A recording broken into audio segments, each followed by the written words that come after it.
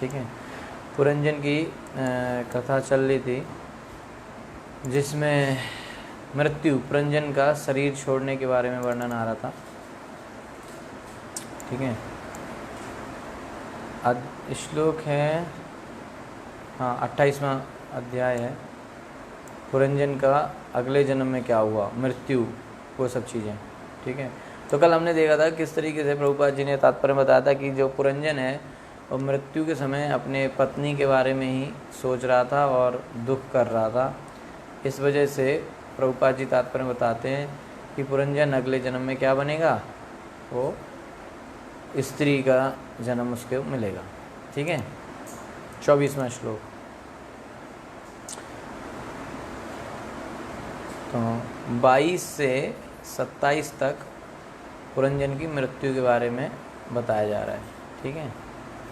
तो 24वां श्लोक।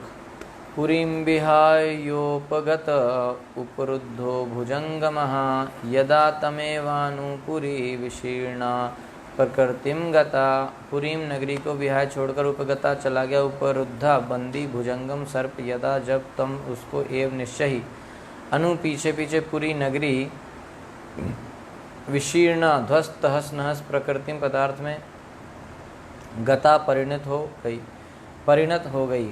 वह सर्प भी जिसे यवन राज के सैनिकों ने बंदी बनाकर पहले ही नगरी के बाहर कर दिया था, अन्यों के साथ अपने स्वामी के पीछे पीछे चल पड़ा। ज्यों ही इन सबों ने नगरी को छोड़ दिया, त्यों वह नगरी तहस नहस ध्वस्त होकर धूल में मिल गई। नगरी को छोड़ दिया माने आत्मा ने शरीर को छोड़ दिया। तो नगरी शहर शरीर ही था। तो जब जीव को बंदी बना लिया जाता है तो उसके सारे अनुचर, प्राण, इंद्रियां तथा विषय पदार्थ के पिंड अर्थात शरीर का परित्याग कर देते हैं। ठीक है। सब कुछ, इंद्रियां, प्राण, विषय, सब कुछ जीव को छोड़ने के साथ साथ सब कुछ शरीर को छोड़ देते हैं। तो जब जीवात्मा तथा उसके साथी प्रयाण कर जाते हैं तो शरीर कार्य नहीं करता, यानी कि जीवात्मा भी जाएगा, उसके साथ मन, बुद्धि और वो सब चले जाएंगे। तो जैसे ही वो शरीर को छोड़ देंगे तो शरीर का काम करना बंद हो जाता है। वह अपने मूलभूत तत्वों क्षिति, जल, पावक, गगन तथा समीर में परिणत हो जाता है। जैसे ही जीवात्मा शरीर को छोड़ देता है, वैसे ही जो शरीर है वो अपने शरीर 5 तत्वों से मिलकर बना है, क्षिति, जल, पावक, गगन, समीर। इन 5 चीज़ों से मिलकर बना है, तो शरीर इन 5 चीज़ों में वापस मिल जाता है। ठीक है। वही विधि है, दाह संस्कार करना, वो सब करना, वो उन चीज़ों को वापस उसमें मिलाना है। हवा हवा में मिल जाएगी, अग्नि अग्नि मिल जाएगी, वायु वायु में, और पृथ्वी पृथ्वी मिल जाएगी, जल जल में, और आकाश नभ नभ में। ठीक है। इस तरीके से ये 5 तत्व वापस शरीर में जिनसे बना है वो 5 उसमें मिल जाते हैं।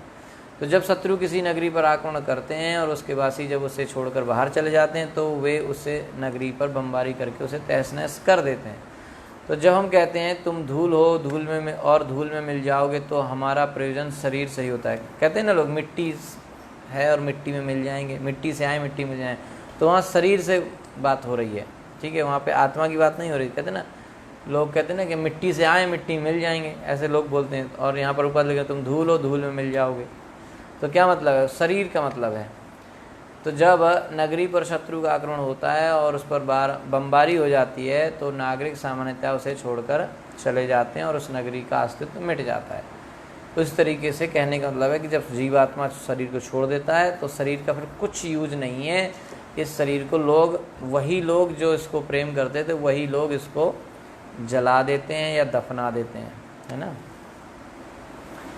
तो कहते हैं ना, तेरा अपना खूनी आखिर तुझको आग लगाएगा, है ना। वो अपने ही लोग उस शरीर को ले जाके जला देते हैं, उसको कुछ नहीं बचता, उसमें कोई उसके मोह नहीं है फिर। और रखेंगे भी तो उसमें बदबू आने लगती है, कितने दिन रखोगे, है ना। तो यही है, लोगों को समझना चाहिए कि उस शरीर का उतना ध्यान देते हैं, ज़रूरत से ज़्यादा शरीर के पीछे लोग ज़्यादा ध्यान देते हैं, आत्मा को भूल जाते हैं। एक दिन स्टोरी बताई थी वो औरत की जो तोते को भूल जाती है और पिंजड़े का ज़्यादा ध्यान देती है, और एक दिन शरीर ऐसे ही नष्ट हो जाता है, आत्मा शरीर छोड़ के चली जाती है। और चूंकि शरीर, व्यक्ति ने अपना तो ध्यान, आत्मा का तो ध्यान दिया नहीं, शरीर का ध्यान देता रहा, शरीर यहीं रह जाता है, आत्मा चली जाती है। और आत्मा का कभी भक्ति किया नहीं आत्मा से, तो नरक में कष्ट मिलते हैं, यहाँ शरीर तो नष्ट हो ही जाता है। इसलिए समझने वाली बात यह है कि ज़रूरत से ज़्यादा शरीर का जो है वो नहीं देना चाहिए, शरीर की बुद्धि नहीं रखनी चाहिए। शरीर का उतना ध्यान रखना चाहिए जितने में वो आत्मा और शरीर साथ साथ रहें, ताकि भक्ति हो पाए, क्योंकि शरीर की ज़रूरत सिर्फ भक्ति करने के लिए और किसी काम के लिए नहीं है। तो इतना ध्यान रखा जाना चाहिए शरीर का कि वो आत्मा उसमें बनी रहे ताकि भक्ति करे। इतना भी नहीं है कि मान लो बिल्कुल से शरीर का ध्यान नहीं दे रहे तो उसमें बीमारियां आ जा रही हैं और आदमी बीमार होके जल्दी, तो फिर वो तो मर जाएगा, फिर भक्ति कहाँ कर पाएगा। तो मनुष्य जन्म मिला है भक्ति करने के लिए, तो भक्ति करने के लिए मनुष्य जन्म मिला है, तो दोनों बातें समझनी चाहिए। पहली बात कि शरीर को दूसरी चीज़ों में न लगाएं, और दूसरी बात कि शरीर को फिट रखें ताकि वो भक्ति करने लायक रहे, है ना। तो अब आजकल लोग उल्टा ही कर रहे हैं, शरीर को दूसरी चीज़ों में लगाते हैं, वो फिट भी नहीं रहता और ऐसे ऐसे शरीर पर पता नहीं क्या क्या प्रयोग करते रहते हैं। कई तरह के लोग मेकअप करना, सर्जरी करवाना, टैटूज़ बनवाना, है ना, कई तरह की ट्रांसप्लांट सर्जरी कराना, पता नहीं क्या क्या शरीर के साथ करते हैं सिर्फ और सिर्फ इंद्रिय भोग के लिए। तो उससे क्या है कि शरीर बिल्कुल बेकार हो जाता है ना। बहुत फेमस सिंगर माइकल जैक्सन, उसने पता नहीं कितनी बार क्या क्या सर्जरी करवाई और बाद में वो 50 साल भी नहीं जी पाया, है ना।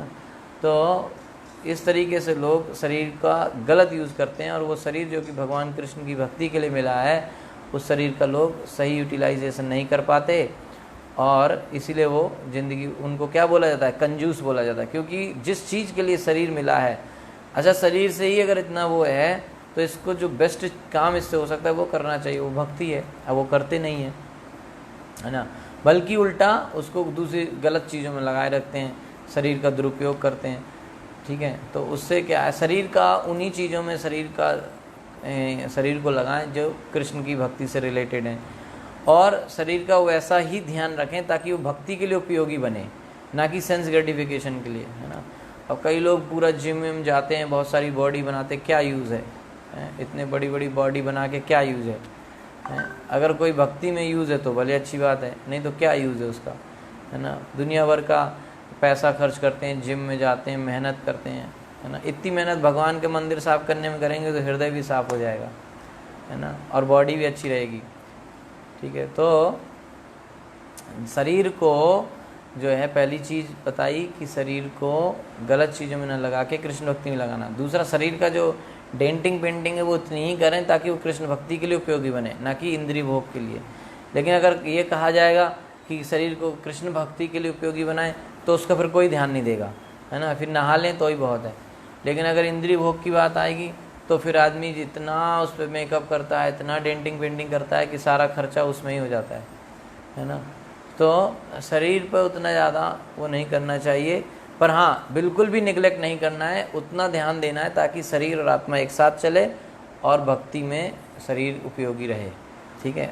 किसी किसी को अलग एक प्रॉब्लम हो जाती है कि वो बिल्कुल से ही शरीर को निगलेक्ट कर देते हैं, बाद में बीमारी तमाम, या फिर इतना गंदे रहते हैं कि वो भक्ति करने लायक भी नहीं बचते, है ना।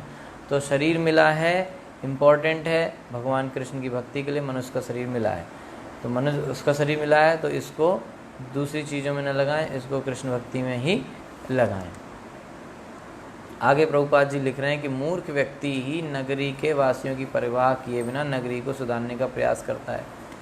जो नगरी के वासी मतलब शहर में जो रहने वाले लोग हैं उनका ध्यान नहीं रख रहा है, बल्कि शहर को सब कर रहे हैं, तो वैसे ही हम हो गए। माने हम आत्मा का ध्यान न रख के शरीर का ध्यान रख रहे हैं। आत्मा को तो बिल्कुल निगलेक्ट किए हैं, जैसे औरत ने तोते को बिल्कुल निगलेक्ट कर दिया और पिंजड़े को ही साफ करती रहती थी, ठीक है। तो ऐसे लोगों को कहते हैं मूर्ख लोग। इसी प्रकार जीव भी जिसे आध्यात्मिक ज्ञान प्राप्त नहीं है, बाह्य शरीर की रक्षा करता है और उसे यह पता ही नहीं रहता कि मुख्य कारण तो शरीर के भीतर स्थित आत्मा है। उस आत्मा के ज्ञान के बिना शरीर पर सारा फोकस है, शरीर पर ही सारा खर्चा है, शरीर पर ही सारा ध्यान है कि हम कैसे दिखते हैं और ये कैसा होना चाहिए, हमारा फेस कट कैसा होना चाहिए, पूरा आदमी इसमें ही परेशान रहता है, ठीक है ना।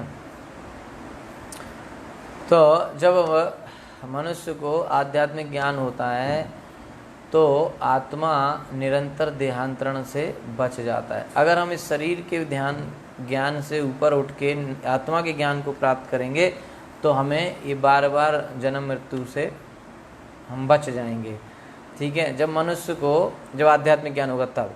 तो जो लोग अपने शरीर के प्रति अधिक अनुरक्त हैं उन्हें श्रीमद् भागवत में गाय तथा गधे के समान मानती है। सा एव गोखरा।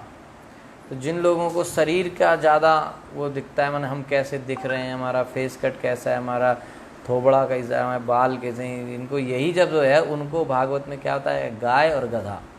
गो खरा, गो माने गाय, खरा माने गधे। क्यों?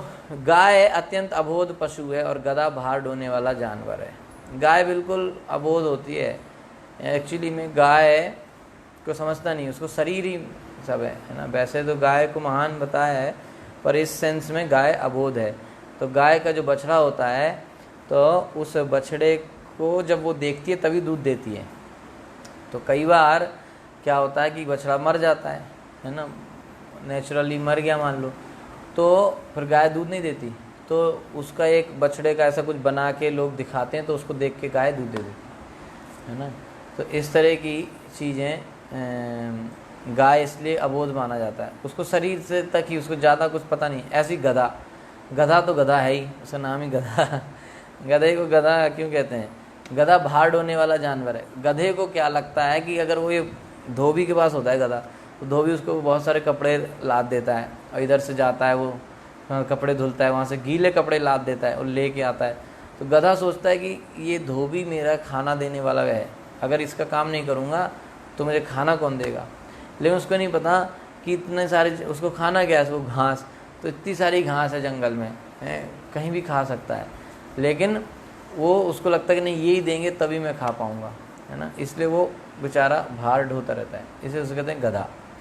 ठीक है, और गधे को क्या है कि उसको हमेशा जो है ना, उसको कितनी, उसको ये नहीं दिख रहा है कि घास है, उसको लगता है जब ये धोबी देगा तभी मैं खाऊंगा, तो इसलिए वो बेचारा काम करता रहता है ना। और एक और गधा का क्या है कि धोबी, जब गधा, ऐसी कहावत वो चलती है कंपनीज़ में, आईटी कंपनी में ज़्यादातर, कि गधे के सामने जब गधा जैसे काम नहीं कर रहा है तो धोबी क्या करता है, गधे के सिर पे एक डंडा बांध देता है ऐसे आगे की तरफ, और डंडे में लटकती रहती है गाजर, कैरेट, 4-5 कैरेट लटका देता है वो।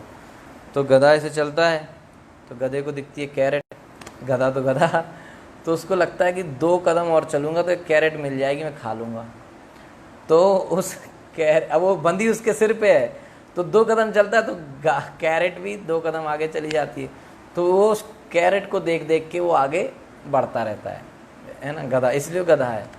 तो उसको देखता है, उसको लगता है बस 2 कदम चलूँगा तो खाने को मिल जाएगी, वो ऐसे से वहाँ तक चला जाता है, ऐसे से वापस आ जाता है। उसको नहीं पता कि मेरे सिर पे बंदी, जितना मैं चल रहा हूँ उतना ही चल रहा है। तो ऐसे लोग जो ज़्यादातर शरीर के उसमें रहते हैं, उनको यही लगता है कि बस इतना कर लूँगा तो ये आनंद मिल जाएगा, तो वो उसी में पूरी ज़िंदगी निकाल देते हैं मेहनत करते करते। बस अब ये कर लूँगा, बस अब पढ़ाई कर लूँगा तो सब सही हो जाएगा, फिर पढ़ाई हो जाती है, बस अब जॉब कर लूँगा फिर सब आनंद आ जाएगा, तो जॉब लग जाती है, फिर अब बस शादी कर लूँगा तो हो जाएगा, फिर अब बच्चे हो जाएंगे तो हो जाएगा। ऐसे करते करते उसको गाजर मिलती ही नहीं ज़िंदगी भर, वो क्योंकि उसके ऊपर लटकी है। इसलिए कहते हैं उसे गधा, है ना। तो इस तरह से अलग अलग जानवरों से तुलना की गई भागवत में। कल ऊँट के बारे में बताया था, आज गधे के बारे में बताया ना, और ऐसे अलग अलग जानवरों से जो है तुलना करी गई है ऐसे लोगों की। ठीक है ना। तो जो देहात्म बुद्धि के कारण श्रम करता रहता है वह गधे के तुल्य और अपने स्वार्थ को नहीं पहचानता। उसको नहीं पता कि जीवन काहे के लिए मिला है, बस वो तो स्वतः शरीर का पालन करना है। कई लोग कहते हैं भैया पेट का सवाल है इसलिए मेहनत करनी पड़ती है, तो पूरी ज़िंदगी में पेट ही भरते रहते हैं, तो गधे ही हुए। फिर गधा भी पूरी ज़िंदगी अपने पेट भरने के लिए मेहनत करता है, और ये लोग भी पूरी ज़िंदगी में मेहनत करते हैं, इतना काम करते, क्यों? पैसे मिलेंगे तो उससे खाना मिलेगा तो पेट भरेगा, है ना। तो इन्हें कहते हैं गधा, क्योंकि इनको क्या लगता है कि अगर धोबी नहीं देगा तो हमें खाने, हम मेहनत नहीं करेंगे तो खाएंगे कैसे। ऐसा बोलते लोग, भैया मेहनत नहीं करें तो खाना कहाँ से आ जाएगा। तो ऐसे लोगों को कहते हैं गधे। ठीक है, क्योंकि बहुत सारे जानवर हैं जंगल में जो मेहनत नहीं करते, आराम से जो मिल जाता है खाते हैं, बिंदास रहते हैं। ठीक है, तो ऐसे लोग कहते हैं गधे, जो कहते हैं भैया मेहनत नहीं करें तो खाना कहाँ से आ जाएगा, भैया पेट का सवाल है, मेहनत करनी पड़ेगी। तो ये सब लोग गधे हैं। ठीक है, तो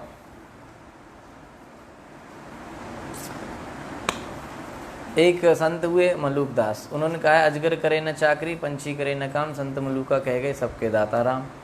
तो अजगर किसी की नौकरी नहीं करता, लेकिन अजगर एक जगह बैठे रहता है और जो आता है उसको खा लेता है, जो अपने आप आ जाए, कहीं नहीं जाता।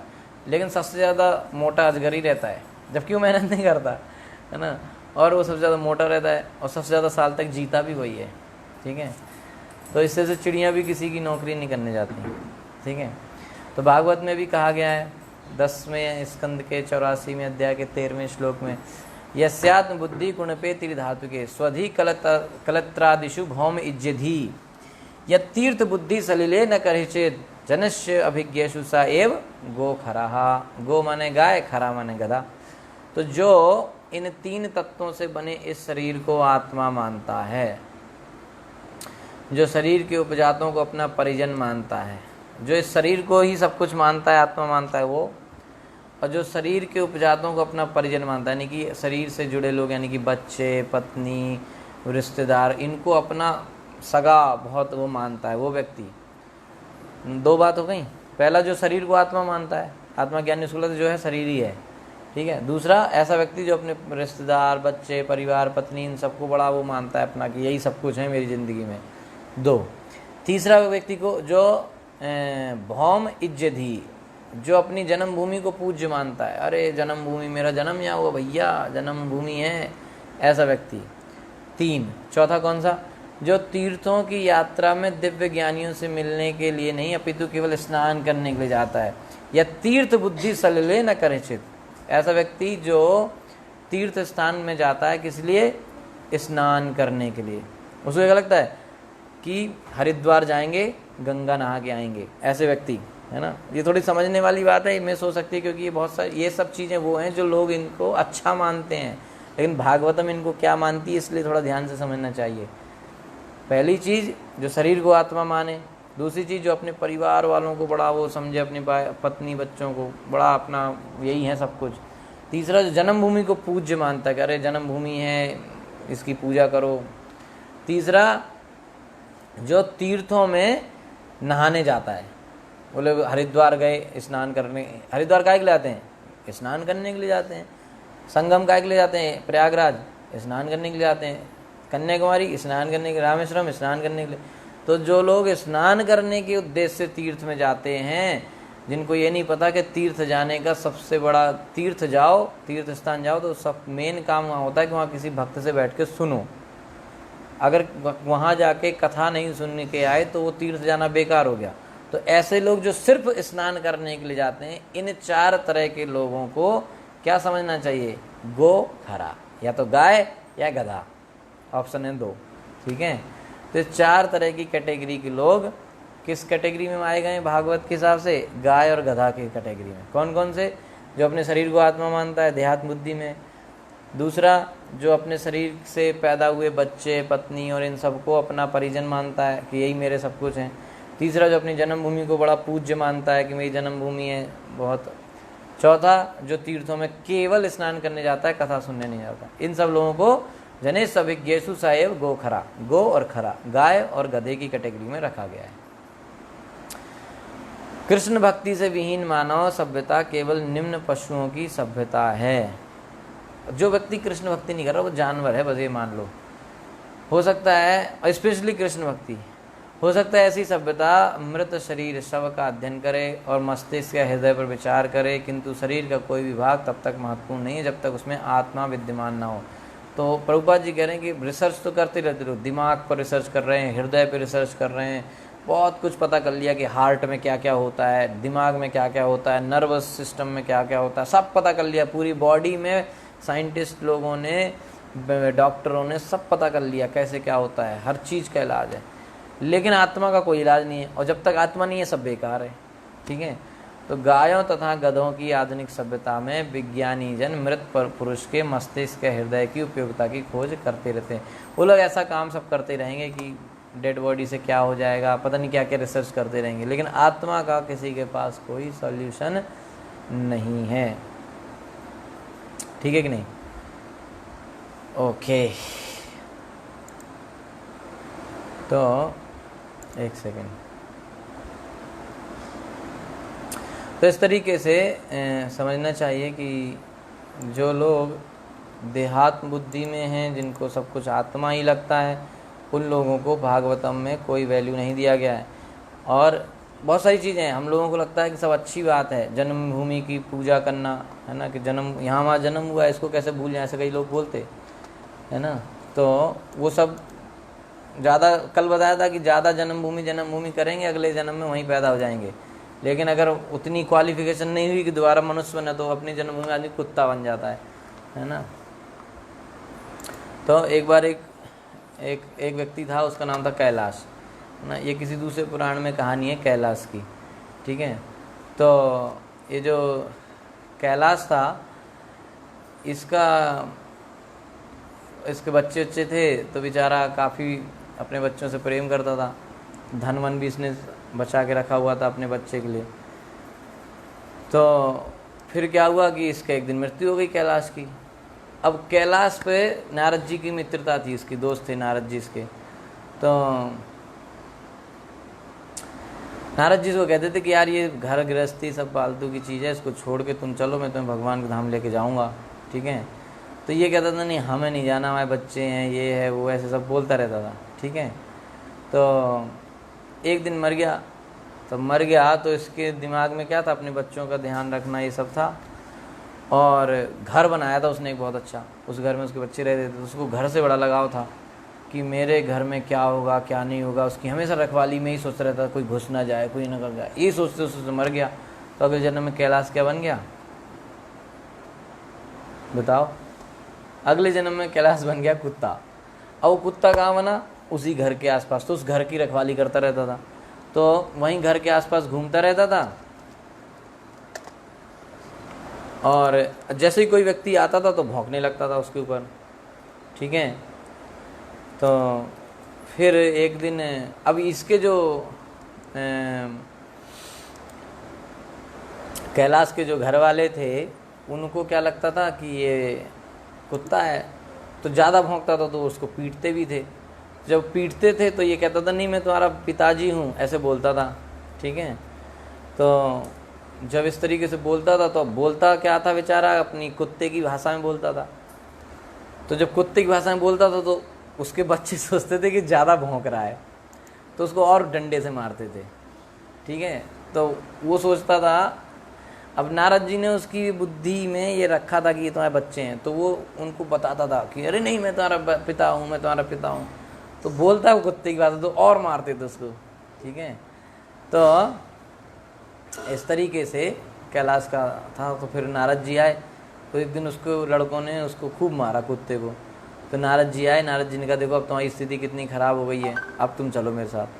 तो बोला नहीं नहीं नहीं, मेरा घर ऐसा है वैसा है ना, ऐसे बोलता रहता था।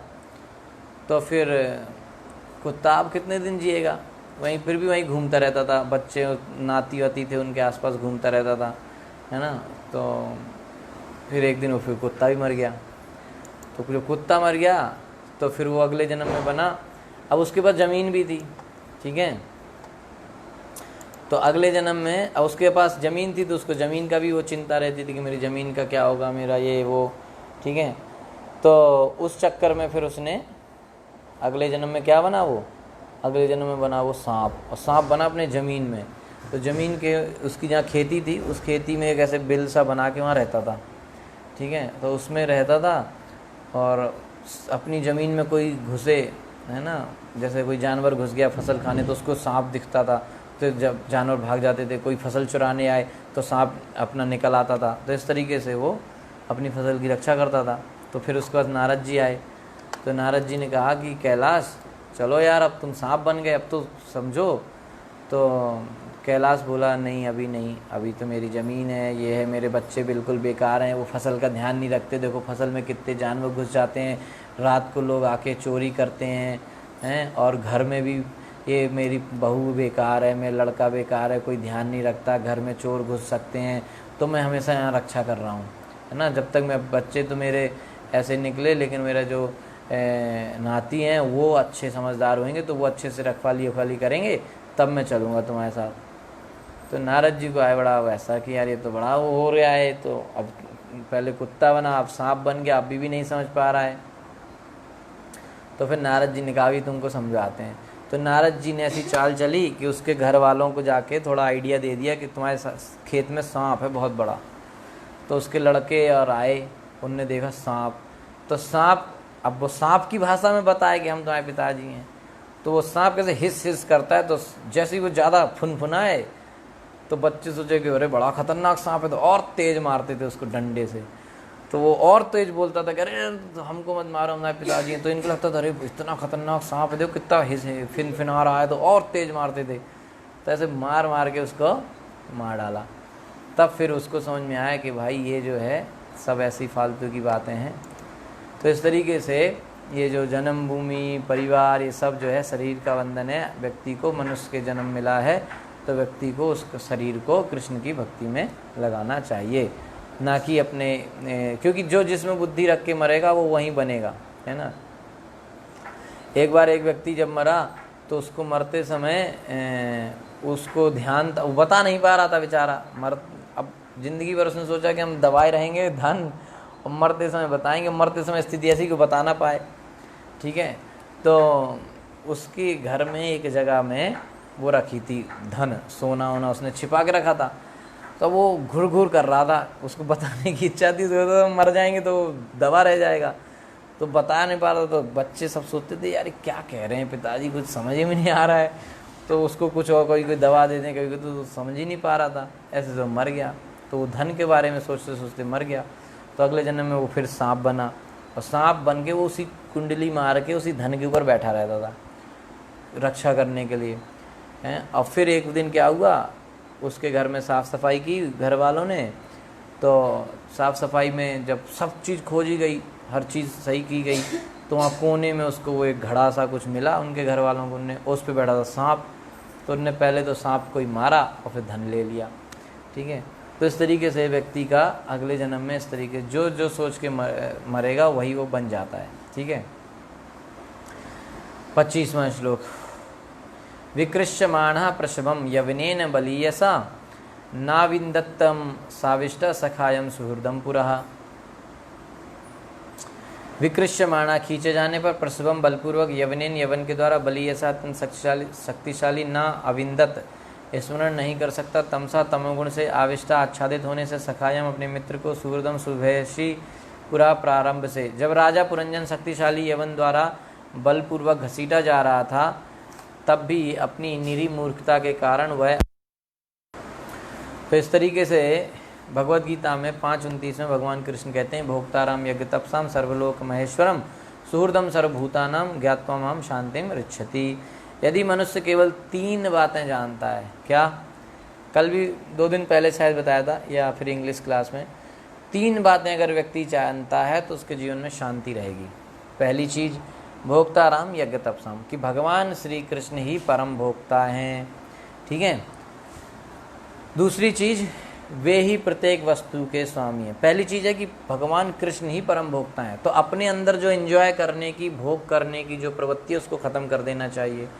यानी कि जो हमारे अंदर है कि हम ये खाएंगे तो मज़ा आएगा, ये करेंगे तो आनंद आएगा, ये जो प्रवृत्ति है इसको ख़त्म करना चाहिए, है ना। लोग कहते हैं ना हमारे लिए क्या लाए, यानी कि उस हमें क्या मिला, माने कि हमको क्या आनंद मिला, हमको क्या सुख मिला। तो ये जो भोग करने की, सुख पाने की जो है वो कृष्ण हैं, हमें तो सेवा करने की सोचना चाहिए, हमने क्या सेवा की बस। तो जो ये जानता है कि भोक्ता कृष्ण हैं, हम तो सेवक हैं, भोग करेंगे, आनंद करेंगे कृष्ण, हम करेंगे सेवा, तो हमें सेवा में आनंद मिलेगा। लेकिन लोग सेवा नहीं करना चाहते, लोग सेवा करवा के भोग कर आनंद लेना चाहते। तो ये भोक्ता कृष्ण है, ये हमें समझ लेना चाहिए, पहली बात। दूसरी बात है कि हर सर्वलोक महेश्वरम, कृष्ण ही, वे ही प्रत्येक वस्तु के स्वामी हैं। तो हर चीज़ किसकी है, कृष्ण की है। हमको लगता है ये मेरा है, ये तुम्हारा है, अरे उसने मेरा सामान ले लिया, अरे उसने मेरी चीज़ ले ली, ये तो मेरी चीज़ है। तो जो मेरा मेरा है ना, ये हमें अशांति का कारण है। चाहे वो चीज़ को हो चाहे व्यक्ति को हो। लोग कहते हैं मेरा बेटा है, ये मेरी पत्नी है, ये मेरा ये है, ये मेरा वो है। समझ में आ रहा है? तो ये जो मेरा वाला जो चक्कर है ये अशांति का कारण है। तो हमको क्या समझना चाहिए? मेरा तुम्हारा क्या, सब कृष्ण का है।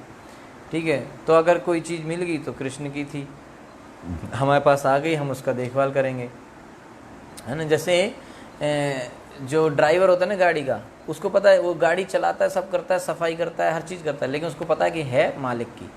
ऐसे अपने चीज़ों का हमें समझना चाहिए कि कुछ भी चीज़ है, चाहे फ़ोन हो, चाहे लैपटॉप हो, चाहे टीवी, फ्रिज, सोफ़ा, होम, घर, ज़मीन, बच्चे, जो कुछ भी हैं सब किसके हैं? कृष्ण के हैं। पर मेरे पास दिए गए हैं उसकी देखभाल करने के लिए। मैं सिर्फ केयर टेकर हूँ। जैसे आप शहरों में जाओ कहीं तो घर लेते हैं ना किराए पे, तो वहाँ पे केयर टेकर रहता है, मालिक नहीं रहता, केयर टेकर रहता है। तो केयर टेकर को पता है कि अपना घर नहीं है, लेकिन वो ध्यान पूरी देता है उसको, हमेशा साफ़ करता है, हर चीज़ रखता है, लेकिन उस पर अपना स्वामित्व तो नहीं बताता कि मेरा है। तो ये जो मेरा है, ये चीज़ मेरी है, ये हमारी अशांति का कारण है।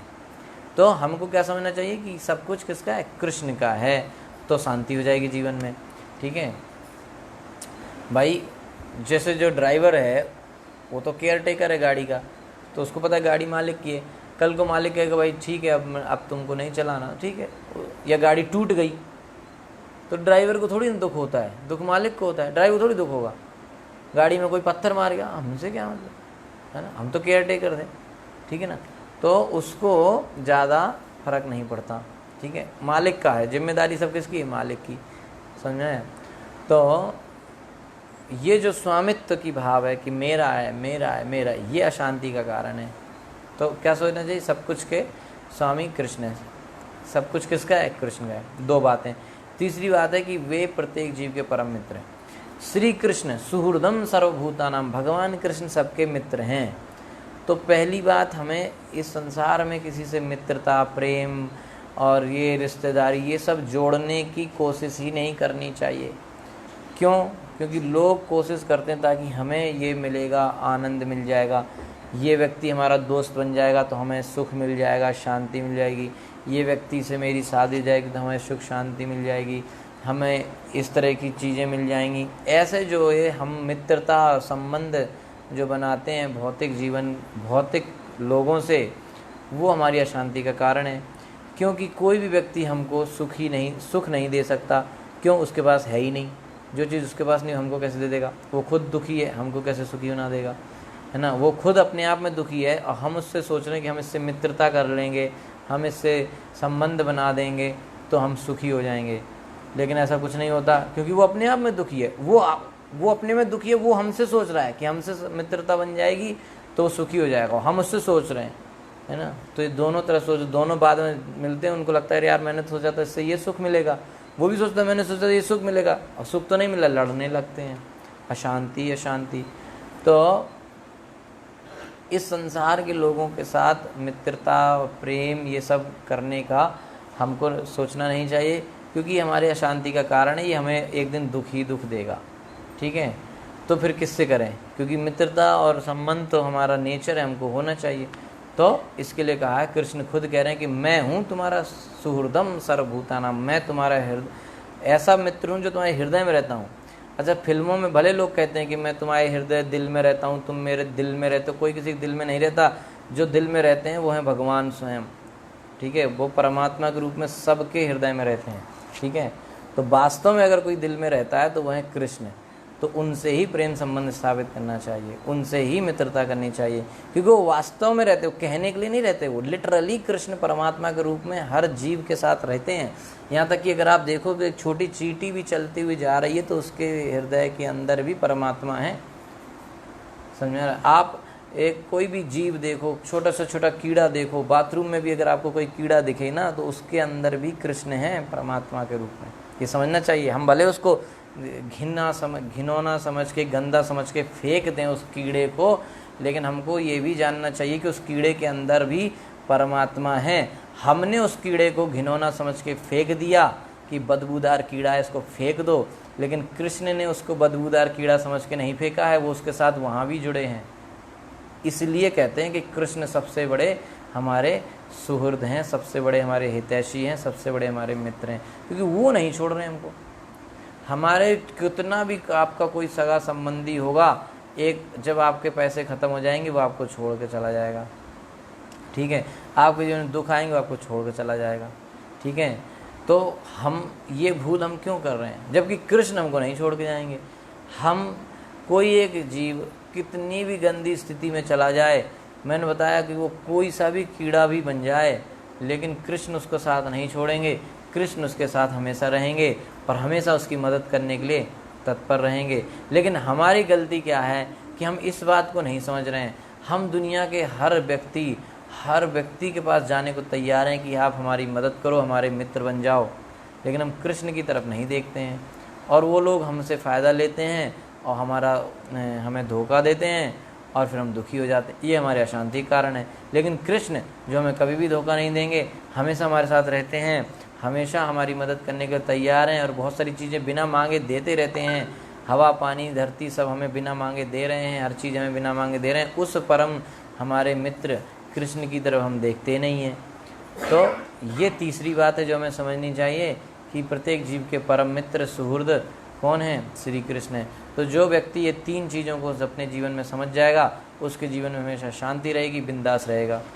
तो वह पूर्ण कृष्ण चेतना में रह सकता है और सुखी तथा संतुष्ट रह सकता है। ये भगवद गीता में बताया, ज्ञात्वमं शांति मृच्छति। ये शांति का फॉर्मूला भगवान कृष्ण ने गीता में बताया है 5वें अध्याय के 29वें श्लोक में कि शांति में जीवन कैसे जिएं। लोग कहते हैं ना हमारे जीवन में शांति नहीं है, शांति नहीं है। शांति कैसे आएगी? शांति ऐसे आएगी, भगवान ने गीता में शांति का सूत्र फॉर्मूला दिया हुआ है। यदि मनुष्य से नहीं जानता और देहात्म बुद्धि से कार्य करता है तो वह प्रकृति द्वारा प्रदत्त विपत्तियों द्वारा सदैव सताया जाता है। अगर वो इन सब चीज़ों को नहीं समझ पा रहा है तो बस उसको दुख मिलेंगे जीवन में। तो वास्तव में परमेश्वर सबों के निकट बैठा हुआ है। ईश्वरा सर्वभूतानां हृदयेषु अर्जुन तिष्ठति। हर जीव के हृदय में ईश्वर बैठे हुए हैं। जीवात्मा तथा परमात्मा एक ही वृक्ष में पास पास बैठे हुए हैं। कैसे बैठते भगवान? जैसे एक पेड़ की एक शाखा पे दो चिड़ियाँ बैठी हैं, आगे वाली चिड़िया जीवात्मा, पीछे वाली परमात्मा। किंतु मूर्ख जीवात्मा प्राकृतिक नियमों द्वारा प्रताड़ित होने पर भी अपनी रक्षा के लिए भगवान की ओर दृष्टि नहीं डालता। जब व्यक्ति दुखी है तो एक व्यक्ति से कष्ट मिला तो दूसरे की तरफ देखेगा, तीसरे की तरफ, वो देखेगा भौतिक लोगों की तरफ, भगवान की तरफ नहीं देखता कि भगवान मेरी रक्षा करो, भगवान की शरण नहीं लेता। वह अपने को प्रकृति के कठोर से कठोर नियम का सामना करने में समर्थ मानता है। तो उसको लगता है मैं अपने आप कर लूँगा, कृष्ण की क्या ज़रूरत है। किंतु ऐसा संभव नहीं है। जीवात्मा को परमेश्वर की ओर उन्मुख होना पड़ेगा और उनकी शरण लेनी पड़ेगी। जब तक कृष्ण की शरण नहीं लेंगे तब तक हमारा शांति नहीं आएगी, सुख नहीं आएगा। तभी वह यवन या यमराज के शक्तिशाली आक्रमण से बचा रह सकता है। हमको लगता है कि हम अपने आप कर लेंगे, हमको क्या ज़रूरत है। द्रौपदी का जब चीरहरण हो रहा था तो द्रौपदी ने खूब ज़ोर से पकड़ा हुआ था, वो सबसे बोल भी रही थी। तो उसने पहले सब लोगों से कहा आप हमारी रक्षा करो, आप हमारी रक्षा, सबकी तरफ देखा कि ये रक्षा कर लेंगे, ये रक्षा कर लेंगे। और खुद में भी उसको भी था कि हम अपने आप भी रक्षा कर सकते हो, अपने आप पकड़े हुए थी, है ना। लेकिन तब तक भगवान ने उसको कोई हेल्प नहीं किया। लेकिन जब उसने पूर्णतः मान लिया कि हाँ अब इस संसार में मेरी कोई मदद नहीं कर सकता और मैं स्वयं भी अपनी कोई मदद नहीं कर सकती, तब उसने दोनों हाथ खड़े करके एक ही बार बोला गोविंद। और गोविंद शब्द पूरा बोल नहीं पाई है कि भगवान कृष्ण वहाँ पर आ चुके हैं और उसकी मदद कर दी है। कब की? लेकिन जब पूर्ण सरेंडर कर दिया, पूर्णतः जब शरण ले ली। इसलिए तो पूर्ण शरण का मतलब होता है दोनों हाथ खड़े कर दिए। वो आते ना जब कोई अटैक करते हैं तो कहते हैं ना हैंड्स अप, हाथ ऊपर खड़े कर दिए। और लोग भी अपने आप जब कोई चीज़ कर रहे होते हैं और उनसे नहीं होती तो फिर क्या कहते हैं, भैया हमने तो अब हाथ खड़े कर दिए, यानी कि अब हमसे नहीं हो पाएगा। तो इसीलिए इस कान में सब लोग हाथ खड़े करके ऊपर से बोलते हैं हरे कृष्णा कृष्ण कृष्णा हरे हरे, हरे राम राम राम हरे हरे। कि भगवान अब हमने हाथ खड़े कर दिए, अब हमसे कुछ नहीं हो रहा, अब आप हमारी रक्षा करो, ठीक है। तब भगवान रक्षा करते हैं जब पूर्ण सरेंडर होता है। तो इस श्लोक का सखायाम मित्र शब्द महत्वपूर्ण है। सखायाम माने होता है मित्र, क्योंकि ईश्वर सदैव जीवात्मा के निकट स्थित है। हमेशा भगवान हमारे बिल्कुल बगल में हैं, मतलब इतने बगल में हैं कि जो मन में हमारे विचार आता है वो विचार हम तक पहुंचने से पहले कृष्ण को पता चल जाता है। माने जैसे आपने कोई चीज़ सोची दिमाग में कि यार ये व्यक्ति को मैं ऐसे करके धोखा दे दूँगा, या आपने प्लान बनाया और किसी को पता नहीं चल पाएगा, आप अपने मन में सोच रहे हो, लेकिन ये आपने सोचा और ये प्लान आप मतलब इतना बारीक है कि जब आप सोचते हो तो तुरंत आपको पता चल जाता है, लेकिन आपके पता चलने से पहले ये बात कृष्ण को पता चल जाती है, क्योंकि कृष्ण बीच में बैठे हैं। समझ में आया? तो इतने करीब हैं कि जो हम सोचते हैं वो हमें बाद में पता चलता है, पहले कृष्ण को पता चल जाता है, इतने पास में हैं कृष्ण हमारे। समझ में आया? तो कृष्ण से कुछ नहीं छिपा है। ठीक है, तो इस बात का हमें ध्यान रखना चाहिए। परमेश्वर को सुहृदम हितैषी भी कहा गया है। परमेश्वर सुहृद माने होता है सुहृदय, जो हमारे हृदय में ही रह रहे हैं एक तरीके से। परमेश्वर माता अथवा पिता की भांति सदैव हितैषी हैं, भले ही पुत्र कितने अपराध क्यों न करे, पर माता पिता सदैव उसके हितैषी बने रहते हैं। तो भगवान के सामने कोई कितना भी पाप करे, कष्ट करे, लेकिन भगवान उसका भला ही सोचते हैं। इसी प्रकार अपने समस्त पापों और भगवान की इच्छाओं का उल्लंघन करने के बावजूद यदि हम अपने को उनके प्रति समर्पित कर देते हैं तो तुरंत भौतिक प्रकृति की कठिनाइयों से भी हमारी रक्षा करते हैं। तो अगर किसी ने बहुत ज़्यादा गलती भी करी है, लेकिन अगर भगवान की शरण ले लेता है तो फिर भगवान उसकी रक्षा करते हैं। इसकी पुष्टि भगवद गीता में हुई है कि मामेव ये प्रपद्यन्ते मायामेताम तरन्ति थे। भगवान ने कहा कि मामेव ये प्रपद्यन्ते, जो मेरी शरण में आ जाते हैं मैं उनको माया से बिल्कुल तरन्ति थे, वो माया से तर जाते हैं, माया से उनसे बाहर निकाल देता हूँ। दुर्भाग्यवश कुसंगति तथा इंद्रिय तृप्ति के प्रति अत्यधिक आसक्ति के कारण हम अपने परम मित्र परमेश्वर को स्मरण नहीं कर पाते। इतने परम मित्र कृष्ण हमारे हैं, और वो एक्चुअली में समझने वाली बात यह है कि कृष्ण ऐसे मित्र हैं जो पहले तो अच्छा ऐसा समझो, पहले तो एक इंटेंशन यानी कि एक भाव होना चाहिए मदद करने का, है ना, कि जैसे कोई हमारे पास आए कि हमें मदद करो, हमें मन ही नहीं है कि इसकी मदद करी जाए, इसकी सहायता करी जाए, तो फिर क्या फ़ायदा हुआ, है ना। तो पहले तो उसका मन हो कि हाँ वो हमारी मदद करना चाहता है, तो कृष्ण हमारी मदद करना भी चाहते हैं। तो दूसरी बात कि उसमें मदद करना, अब कई बार ऐसा होता है कि व्यक्ति हमारी मदद करना चाहता है लेकिन उसमें क्षमता ही नहीं है, मदद क्या करेगा। वो कहते भाई हम करना तो चाहते हैं पर अपने पास भी नहीं है कुछ, हम क्या मदद करें, जैसे तुम वैसे हम। तो कृष्ण में वो क्षमता भी है मदद करने की, तो मन भी है और कृष्ण में वो क्षमता भी है, और कृष्ण हमारी मदद करना भी चाहते हैं, इसलिए कृष्ण बहाना भी ढूंढते हैं मदद करने का, है ना। तो जैसे कि पूतना आई और विष पिलाने आई थी, तो उसका भी उद्धार कर दिया। तो उसका उद्धार करने के लिए भगवान सोचे इसका उद्धार कैसे करें, क्योंकि आई थी मुझे मारने को आई है, इसका उद्धार कैसे करें। तो भगवान ने सोचा अब क्या करें, अरे ये तो डिवोटी वैष्णव भक्त के रूप में आई, क्योंकि पूतना कैसे बन के आई थी, बढ़िया गोपी बन के आई थी, सुंदर है, माँ के रूप में आई थी। तो भगवान ने कहा चलो अच्छा भक्त बन, अंदर से नहीं बाहर से तो कम से कम बन के आई, चलो इसी बहाने इसका उद्धार कर देते हैं। तो क्या बन के आई थी, माँ बन के आई थी, माता के रूप में। तो कहा तो चलो तुमको माता का, उसको भगवान ने अपने धाम में माता का दर्जा दे दिया, उसका उद्धार कर दिया, ठीक है। अच्छा अब दूसरे केस में अजामिल जब उसको यमदूत आए खींचने, खतरनाक वाले यमदूत आए उसको निकालने के लिए, तो डर गया वो। तो उसका छोटा सा बच्चा था वहीं खेल रहा था, उसका नाम रखा गया था नारायण। लंबी कहानी है उसमें नहीं जाऊँगा, और मेन बात आपको बताऊँगा। तो नारायण उसका नाम था। तो ये डर के मारे अपने बच्चे को बुला रहा था, नारायण नारायण इधर आओ। भगवान को नहीं बुला रहा था, उसके लड़के को बुला रहा था नारायण। लेकिन भगवान ने कहा अरे इसकी मदद कैसे करें, वैसे ही बुला तो मुझे नहीं रहा है ना, इसने कोई ऐसा काम किया है, पूरी ज़िंदगी पाप करता रहा। अजामिल ने एक वैश्या से शादी कर ली थी, वैश्या की शादी के अपने घर में रख ली थी, और उस वैश्या की इच्छाओं की पूर्ति के लिए सारे पाप काम करता था। तो इतना है गंदा आदमी है, लेकिन अब कैसे इसकी मदद करें। तो भगवान चलो नारायण बुला रहा है, चलो बुला अपने बच्चे को रहा, पर वैसे मेरा भी नाम नारायण है। तो ऐसा सोच के भगवान ने उसकी मदद कर दी और अपने विष्णु दूतों को भेज दिया कि जाओ इसको बचा लो। मतलब बुलाया नहीं नारायण को, लेकिन भगवान ने कहा नहीं मेरा भी नाम नारायण, मैं आ जाता हूँ। तो भगवान ने अपने दूतों को भेज दिया। तो भगवान इतने दयालु हैं। तीसरा गजेंद्र, गजेंद्र ने जो है नाम भी नहीं लिया। गजेंद्र जब संकट में था, मगरमच्छ, आपने कहानी सुनी गजेंद्र और मगरमच्छ की, हाथी मगरमच्छ, उसको मगरमच्छ बिल्कुल नीचे ले जा रहा था, मरने वाला था वो। तब गजेंद्र क्या करें, तो उसने प्रार्थना करी। उसको नहीं पता किसकी प्रार्थना करनी है, तो उसने किसी का नाम नहीं लिया। सब लोग देख रहे थे कि गजेंद्र मर रहा है, सब देवी देवता देख रहे थे।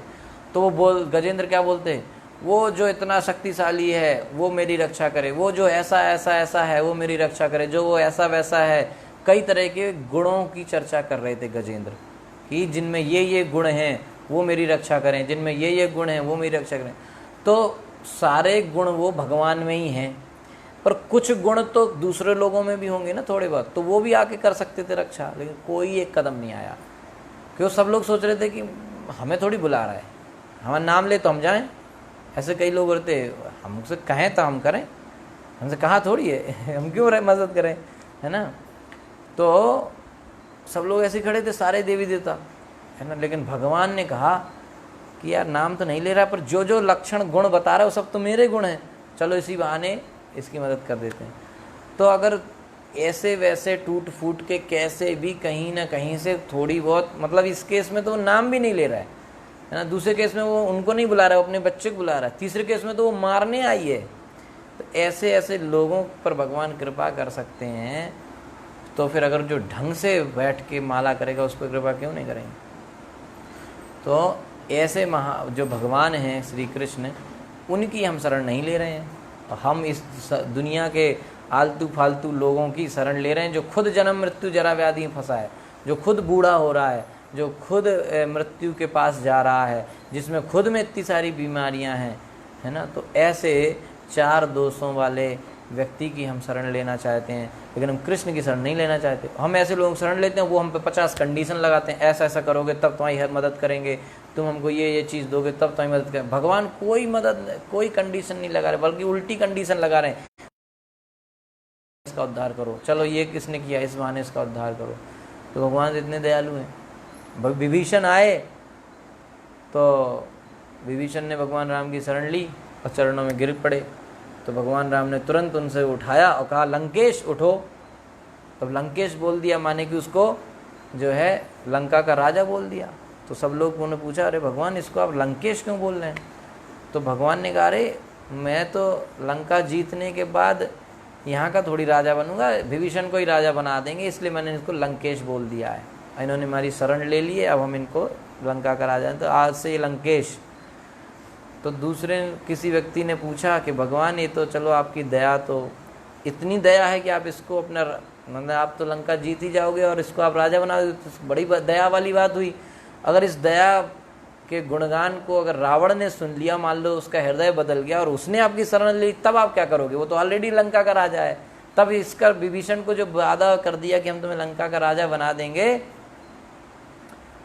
तब क्या करेंगे आप, है ना। तो जब भगवान जब लक्ष्मण जी को शक्ति लगी थी, तो उस समय लक्ष्मण जी को जब शक्ति लगी तो भगवान राम रो रहे थे, और वो यही कह रहे थे कि मुझे इस बात का दुख नहीं है कि माता कौशल्या क्या कहेंगी, सुमित्रा क्या कहेंगी, और अपने पिता जो दशरथ जी का देहावसान हो गया उसका दुख नहीं है, किसी भी चीज़ का दुख नहीं है। मुझे सिर्फ एक बात का दुख है कि मैंने जो विभीषण को जो वादा किया है वो मैं पूरा नहीं कर पाऊंगा लक्ष्मण के बिना, ना। तो मैंने मेरे भक्त को जो वादा किया है वो वादा मेरा पूरा नहीं हो पाएगा, तो इस बात का मुझे दुख है।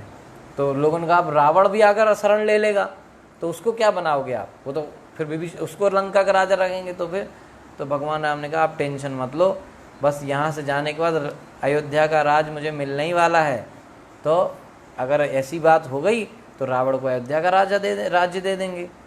तो भगवान इतने दयालु हैं कि वो कुछ भी देने को तैयार हैं, ठीक है। सुदामा के चावल खाए और एक बार में एक लोग, दूसरी बार में दूसरा लोग, तीसरी बार में अपना वैकुंठ भी देने वाले थे। तो रुक्मणी जी ने रोक दिया कि वही समझ पाई, वो उनके हृदय में रहती हैं, वो समझ गई भगवान के हृदय को, तो वही समझ गई कि तो सब कुछ देने वाले। रुक्मणी जी का हमारे लिए भी कुछ छोड़ो, है ना। तो इतने दयालु के चावल के वो पोहा, वो चिप्ड राइस पोहा के बदले में धाम के धाम दिए जा रहे हैं, लोग के लोग।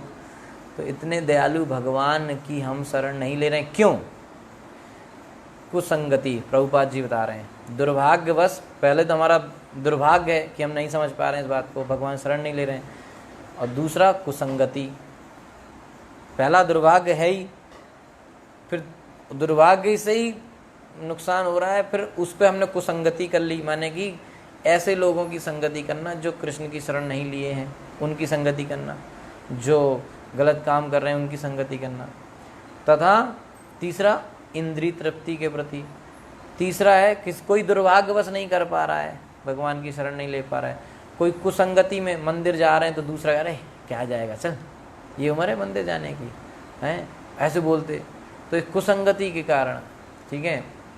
वहाँ पे महाराष्ट्र में एक बहुत बड़ा मेडिकल कॉलेज जे मेडिकल कॉलेज है, तो उस जे मेडिकल कॉलेज में अभी भी प्रोग्राम होता है। वहाँ पे इस्कॉन का प्रोग्राम हुआ करता था, बहुत पहले की बात है।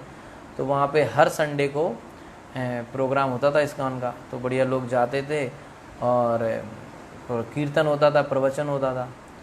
तो जन्माष्टमी आई, तो जन्माष्टमी का बड़ा प्रोग्राम था, तो सब बच्चों को, डॉक्टर जो पढ़ाई करने वाले सबको बुलाया गया था। तो एक लड़का था, वो हर बार जाता था, MBBS का स्टूडेंट, हर बार जाता था। अब इस बार क्या हुआ कि जन्माष्टमी का फेस्टिवल था, तो उधर महाराष्ट्र गुजरात में डांडिया भी चलता है। तो कुछ लड़कों ने उससे कहा कि भाई यार तुम हर बार तो जाते हो यहाँ इस्कॉन के प्रोग्राम में, मतलब मिलता क्या है, थोड़ी सी खिचड़ी के चक्कर में तुम वहाँ चले जाते हो और कीर्तन में बैठे रहते हो, और हर बार जाते हो, एक बार नहीं जाओगे तो क्या होगा। उसने कहा क्यों नहीं जाएंगे, उसने कहा इस बार हम लोग चलेंगे डांडिया में, जन्माष्टमी का डांडिया हो रहा है, वहाँ चलेंगे, वहाँ बढ़िया लड़कियाँ आएंगी, सब बढ़िया नाच गाना होएगा और बढ़िया खाना मिलेगा। तो उस लड़के को उन्होंने नहीं यार मैं हर बार जाता हूँ, उन्होंने कहा नहीं तुम चलो, इस बार एक बार नहीं जाओ क्या होगा, चलो डांडिया में चलेंगे। तो लड़के को लेके वो डांडिया खेलने चले गए। वहाँ उन्होंने खूब नाचा, खूब मस्ती करी और खूब दबा के खाना खाया। अब वो इतना, वो लोग थके हुए थे पसीने में और इतना, और उसके ऊपर से उन्होंने खाना खा लिया, वो पूरा मसालेदार स्पाइसी खाना, उसके ऊपर से कई सारी ड्रिंक पी ली, उसको हो गई फूड पॉइजनिंग। और वो जब लौट रहा था तो लौटते में ही उसको बाइक पे बैठे बैठे ही हार्ट अटैक हो गया और वहीं मर गया। ये हिस्ट्री है, ये कोई वैसी बात नहीं है, ये हुआ, मर गया वो। तो अब कहने इस्कॉन वालों को ही पता चला, सबको पता चला ऐसा हुआ, सबको पता था कि हर बार आता था इसी प्रोग्राम में, नहीं आया और गलत जगह चला गया, उसी में वो हो गया। तो कई बार कुसंगति के कारण आदमी का बड़ा नुकसान हो जाता है। तो कुछ लोग दुर्भाग्यवश, उनका दुर्भाग्य, बेचारे नहीं समझ पा रहे हैं भक्ति, उनको कोई भक्त नहीं मिल पा रहा है। लेकिन कुछ लोगों को भक्त मिल रहे हैं, लेकिन उनकी कुसंगति की वजह से नहीं वो कर पा रहे। और कुछ लोग जो हैं वो इंद्रिय तृप्ति के प्रति इतने आसक्त हैं, इतना उनका आकर्षण है इंद्रिय भोग के प्रति कि उसकी वजह से भक्ति नहीं कर पा रहे। तो इन चीज़ों की वजह से वो अपने परम मित्र परमेश्वर को याद, कृष्ण को याद नहीं कर पा रहे हैं, कृष्ण की शरण नहीं ले पा रहे हैं। तो इस बात को समझना चाहिए। इसलिए जो है दुर्भाग्य है तो उसका क्या करें, भक्तों की सेवा करें, तो दुर्भाग्य सौभाग्य में बदल जाएगा भक्तों का आशीर्वाद मिलने से। कुसंगति है तो उसको छोड़ के सत्संगति में जाएं, भक्तों की संगति में जाएं। और इंद्रिय तृप्ति के प्रति आकर्षण है तो भगवान के भक्तों के साथ जाएं, उनकी सेवा करें और प्रसाद बिल्कुल शुद्ध लें। बिल्कुल शुद्ध प्रसाद लेंगे तो इंद्रिय तृप्ति के प्रति आकर्षण नहीं होगा। जब भी हम ऐसा खाना खाने लगते हैं जिसमें जो अच्छी तरह से नहीं बनाया गया या साफ़ स्वच्छ तरीके से नहीं बनाया गया, तो स्वच्छता का स्टैंडर्ड बहुत हाई है वैदिक नियमों में, तो जब उन चीज़ों की तरह से प्रसाद नहीं बनाया जाता है या फिर चेतना अच्छी नहीं है, प्रसाद कुकिंग भगवान का भोग बनाते समय लोग चिड़चिड़ा रहे हैं, लड़ रहे हैं, गुस्सा कर रहे हैं, एक दूसरे के प्रति बुरा सोच रहे हैं, तो इस तरीके से जो खाना बनाया गया उसको जब हम खाएंगे तो हमारे अंदर इंद्रिय तृप्ति के विचार बढ़ेंगे, हमारे अंदर गुस्सा आना, हमारे अंदर गलत विचार आना, ये सब हमारे अंदर बढ़ेगा। तो उसको कंट्रोल करने के लिए आप ध्यान दें कि हम जो खा रहे हैं वो कौन बना रहा है, कैसे बना रहा है, हर चीज़ का ध्यान दिया जाना चाहिए। हरे कृष्णा। 26वां श्लोक हम कल करेंगे। श्रील प्रभुपाद की जय। ग्रंथराज श्रीमद् भागवतम की जय।